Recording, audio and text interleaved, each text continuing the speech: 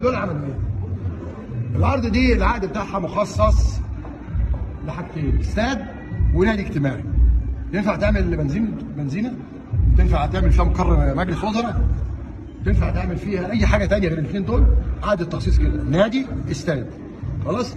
راحوا واخدين 30 فدان، ركز بقى يا شيخ، خدوا 30 فدان. تمام؟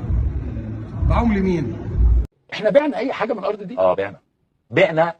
اعترف على نفسه بنفس ذات نفسه. لمين؟ عملوا شركه اونطه، عمرو الجنايني بنك تجاري الدولي. خد بقى اهو، انا بقول لك اهو، عايز راجل يطلع يرد. عمرو الجنايني بنك ايه؟ تجاري الدولي. اثنين الاتربي بنك مصر وبنك ايه؟ الاهلي. هنا وهنا ادي ثلاثه. الشركه القابضه للنقد. لما بيكون عندك مشكله اقتصاديه ممكن تبيع بعض العناصر تفوقك. بعض العناصر. احنا ولا بنبيع ارض ولا بعنا كل كلام، لا، احنا عايزين الحاجه اللي هتزقنا في الاول، العجله تدور ولسه عندي مخزون للاجيال القادمه. انت بيجح قوي. انا بسالك يا محمود يا سعد، ايه علاقه الشركه القابضه للنقد بالرياضه؟ تمام؟ ده لا بياكد ان كامل الوزير حاول يساعد وجاب لهم شركه تبعه عشان يدعمهم، هم فشلوا. طيب طب انا لو بعت كمان جزء عشان اشتري قطعه ارض تانية، هم المطورين العقاريين بيعملوا ايه؟ من ده واشتري. ما بيدفعش كل الثمن.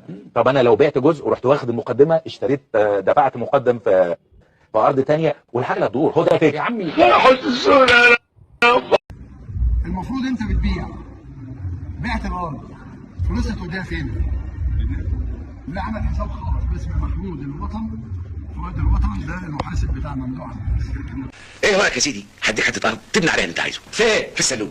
في السلوم. المستقبل كله هناك. لو ايه الجمعيه عامله المتر هناك ب 50 قرش.